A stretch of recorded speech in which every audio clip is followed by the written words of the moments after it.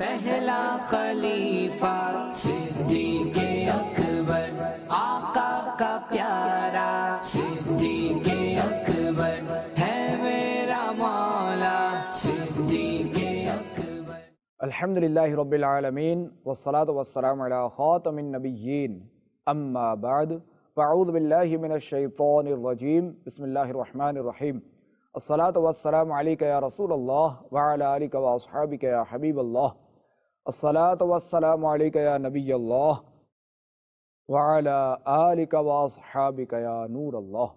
ام المؤمنین حضرت سیدتنا عائشہ صدیقہ رضی اللہ تعالی عنہ فرماتی ہیں، میں وقت سحر کچھ سی رہی تھی کہ سوئی میرے ہاتھ سے گر گئی اور چراغ بھی بجھ گیا۔ اتنے میں خاتم النبیین صلی اللہ تعالی علیہ وآلہ وسلم تشریف لائے۔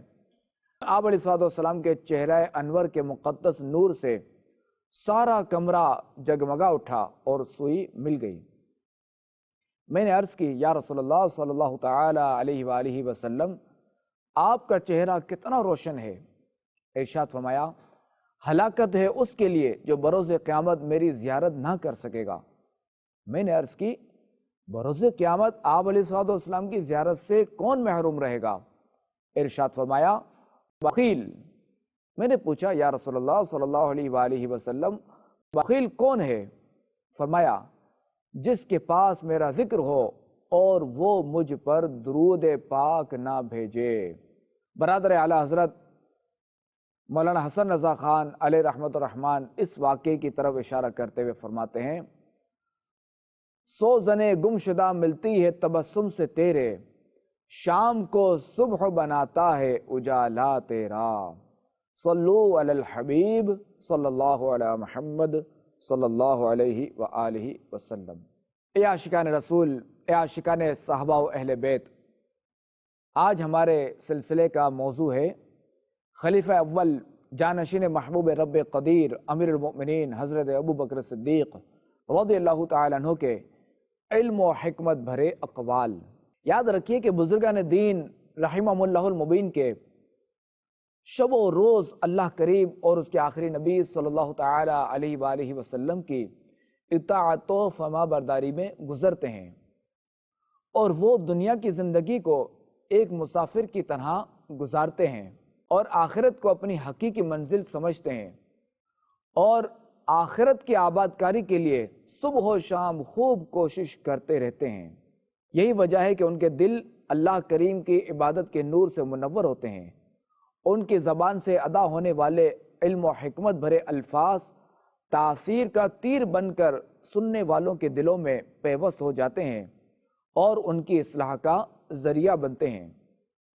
بزرگان دین رحمہم اللہ المبین کے علم و حکمت بھرے اقوال پر عمل کر کے ہم اپنی دنیا اور آخرت کو سنوار سکتے ہیں۔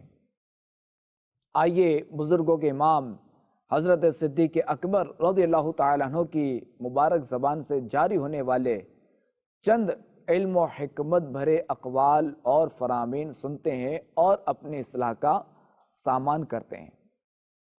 چنانچہ مسلمانوں کے پہلے خلیفہ حضرت ابو بکر صدیق رضی اللہ تعالیٰ عنہ فرماتے ہیں، مجھے 3 باتیں پسند ہیں، النظر الیک وانفاق مالی علیک والجلوس بین یدیک، یعنی اللہ کریم کے آخری نبی صلی اللہ تعالی علیہ وآلہ وسلم کے چہرہ انور کا دیدار کرتے رہنا، اللہ کریم کے آخری نبی صلی اللہ تعالی علیہ وآلہ وسلم پر اپنا مال خرچ کرنا، اور نمبر 3 خاتم النبیین صلی اللہ تعالی علیہ وآلہ وسلم کی بارگاہ میں حاضر رہنا۔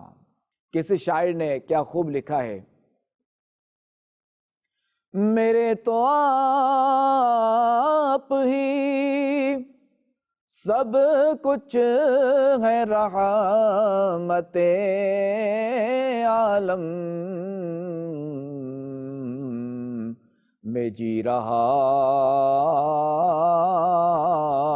ہوں، زمانے میں آپ ہی کے لیے، تمہاری یاد کو کیسے نہ زندگی سمجھوں، یہی تو ایک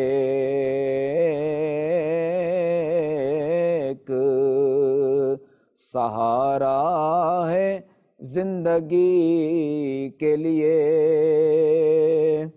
صلو علی الحبیب صلی اللہ علیہ محمد صلی اللہ علیہ وآلہ وسلم۔ اللہ کریم نے حضرت ابوبکر صدیق رضی اللہ تعالیٰ عنہ کی یہ تینوں خواہشیں حب رسول کے صدقے میں پوری فرما دیں۔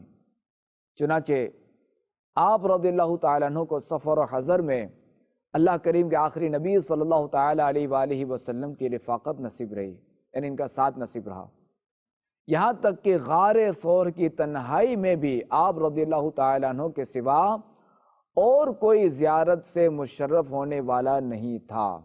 اسی طرح مالی قربانی کی سعادت اس کثرت سے نصیب ہوئی کہ اپنا سارا مال و سامان خاتم النبیین صلی اللہ تعالیٰ علیہ وآلہ وسلم کے قدموں پر قربان کر دیا۔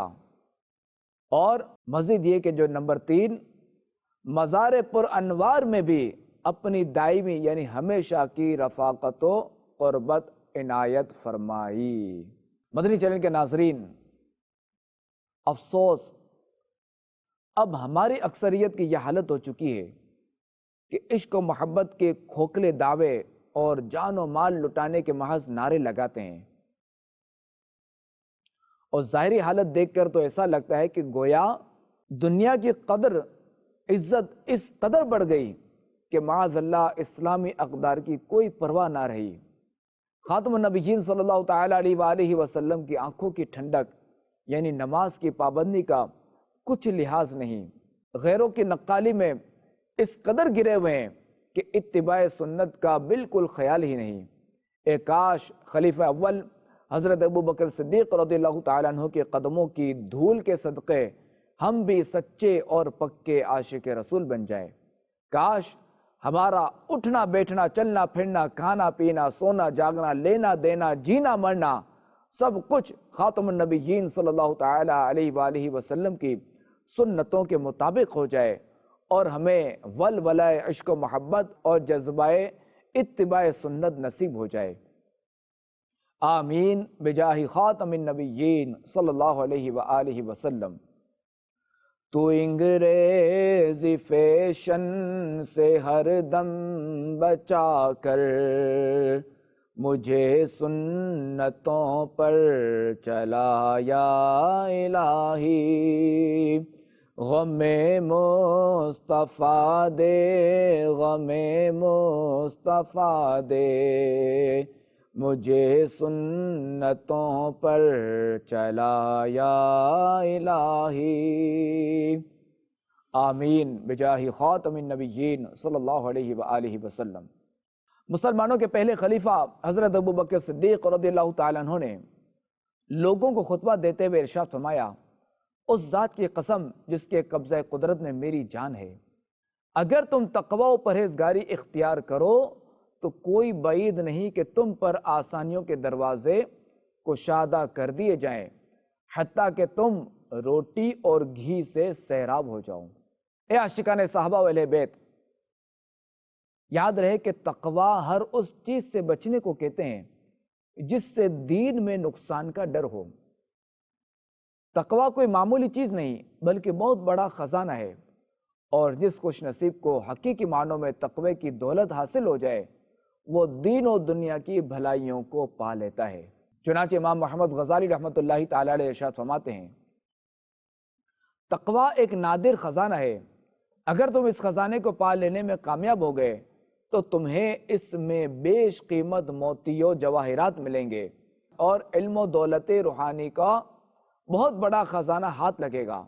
اللہ کریم کا رزق تمہارے ہاتھ آ جائے گا، تم بہت بڑی کامیابی حاصل کر لو گے، بہت بڑی غنیمت پا لو گے، اور ملک عظیم یعنی جنت کے مالک بن جاؤ گے۔ یوں سمجھو کہ دنیا و آخرت کی بھلائیاں تقوی میں جمع کر دی گئی ہیں۔ تم ذرا قرآن حکیم میں غور تو کرو کہ کہیں ارشاد فرمایا اگر تم تقوی اختیار کرو گے تو ہر قسم کی خیر و برکت کے مالک بن جاؤ گے۔ کہیں تقوی اختیار کرنے پر اجر و ثواب کے وعدے فرمائے ہیں، اور کہیں فرمایا گیا کہ سعادت کا ذریعہ تقوی و پرہیزگاری اختیار کرنا ہے۔ تقوی کے مزید فضائل بیان کرتے ہوئے امام غزالی رحمۃ اللہ تعالی علیہ فرماتے ہیں، متقی شخص اللہ کریم کی حمد و ثنا کرتا ہے، متقی شخص دشمنوں سے محفوظ رہتا ہے، متقی شخص کی اللہ کریم تائید و امداد فرماتا ہے، متقی شخص آخرت کی ہولناکیوں اور وہاں کی سختیوں سے نجات میں رہے گا، دنیا میں متقی شخص کو رزق حلال نصیب ہوگا، متقی شخص کے اعمال کی اصلاح ہو جائے گی، تقوی کی برکت سے متقی شخص کے تمام گناہ معاف ہو جاتے ہیں، متقی شخص اللہ کریم کا دوست بن جاتا ہے، تقوی سے متقی شخص کے اعمال درجہ قبولیت کو پہنچتے ہیں، متقی شخص اللہ کریم کے ہاں اعزاز و اکرام کا مستحق ہو جاتا ہے، متقی شخص کے لیے موت کے وقت دیدار الہی اور آخرت میں نجات کی بشارت دی جاتی ہے، متقی لوگ آتش دوزخ سے محفوظ رہیں گے اور انہیں ہمیشہ کے لیے جنت میں رہنے کی سعادت نصیب ہوگی۔ دے شوق تلاوت دے ذوق عبادت، رہوں باوضو میں صدا یا الہی، ہو اخلاق اچھا ہو کردار ستھرا، مجھے متقی تو بنا یا الہی۔ اللہ کریم ہمیں خلیفہ اول صدیق اکبر رضی اللہ تعالیٰ عنہ کے زہد و تقوی کے صدقے ہمیں بھی تقوی کی دولت نصیب فرمائے، آمین بجاہ خاتم النبیین صلی اللہ علیہ وآلہ وسلم۔ صلو علی الحبیب صلی اللہ علی محمد صلی اللہ علیہ وآلہ وسلم۔ پہلا خلیفہ صدیق